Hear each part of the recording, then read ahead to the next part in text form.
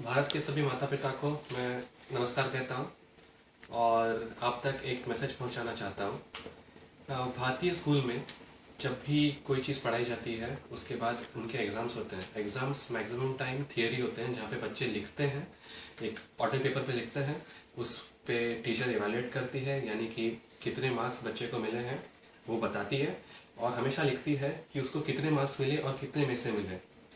और ये पेपर उस बच्चे को हाथ में दिया जाता है और कहा जाता है कि अपने पेरेंट्स की सिग्नेचर लेके आओ, साइन लेके आओ, ताकि उनको पता चले कि भाई उसके बच्चे को कितने मार्क्स मिले हैं। ये भले ही टीचर का उद्देश्य कोई हो, लेकिन बच्चे के मन में ये चलता है कि सबसे पहले वो अपने मार्क्स खुद देखता है, खुद मार्क्स देख के देखता है कि उसको 31 मार्क मिले हैं 100 में से। इसका मतलब वो फेल हुआ है, और जब वो फेल हुआ है तो वो पहले से डरना शुरू करता है कि मैं अपने पेरेंट्स के पास जाऊं कि नहीं, और फिर उनको ये बताऊं या फिर ना बताऊं कि मैं एक्चुअली एग्ज़ाम में फेल हो गया हूं।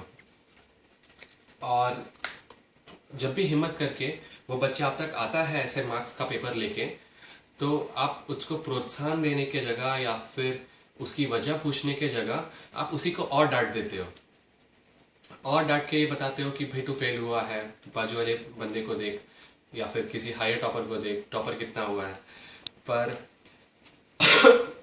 आपका ध्यान वहां से हटा के मैं इस चीज पर आकर्षित करना चाहूंगा कि ये जो मार्क्स आपके बेटे के हाथ में है 31 आउट ऑफ 100, ये आपके बेटे के मार्क्स नहीं है, ये उस शिक्षक के मार्क्स हैं जिसने उसको वो सब्जेक्ट सिखाया गया है।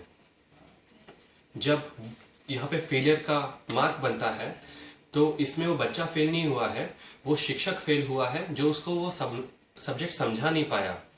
हो सकता है उस टीचर में कोई कमी होगी, या हो सकता है आपके बच्चे और उस टीचर का लेवल मैच नहीं हो पाया होगा।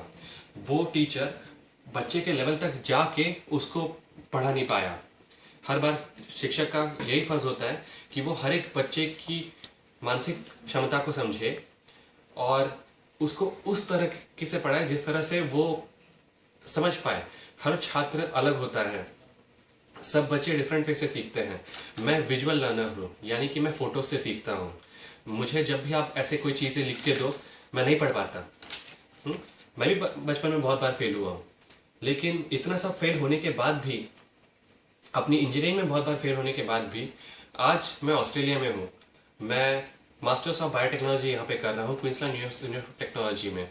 और मुझे लगता है कि जब मैं क्लास 7th में फेल हुआ और मीन्स इंजीनियरिंग में फेल हुआ, फेल होने के बावजूद मुझ में वो जज्बा था कि मैं वापस जाके एग्ज़ाम दिया और करते रहा। मेरे पेरेंट्स ने मुझे हमेशा सपोर्ट किया। तो तब मेन चीज़ होती है कि हर बार बच्चे को आपके सपोर्ट की ज़रूरत है, और उस बात की ज़रूरत है कि भाई आप उनमें ध्यान दो कि वो बच्चा कहाँ पे गलत है। किसी बच्चे को किसी अच्छे स्कूल में दाखिला दिलाने से, या फिर उसको वो पैसे देने से जिससे वो अपना खाना खरीद पाए, जिससे वो अपना किताबें खरीद पाए या फिर उस स्कूल में जा पाए, इससे आपका फ़र्ज़ कंप्लीट नहीं होता है। आपका फ़र्ज़ तब पूरा होगा, या फिर आपका फ़र्ज़ तब से शुरू होता है कि आपको उस बच्चे को जानना होगा, उस बच्चे के लेवल तक आके आपको सिखाना होगा, और वो जो चीज़ें सीख रहा है उसको आपको भी सीखना होगा, ताकि उसको आप ठीक से समझ पाए। जब ऐसी चीज़ें होती हैं तो कोशिश करें कि आप उस शिक्षक से मिलें और जानने की कोशिश करें कि क्या कमी आपके बच्चे में है या कमी उस शिक्षक में है। और मैक्सिमम टाइम ऐसा ही होता है कि कमी शिक्षक में होती है और वो आपके बच्चे पे थोप देता है, और फिर आप भी अपने बच्चे पे डांट देते हो। इस तरह से बच्चे की मानसिक क्षमता जो बहुत ज़्यादा है वो दबते रहती है। मैं भारत का विकास चाहता हूँ, बच्चे से लेके तो ऊपर तक।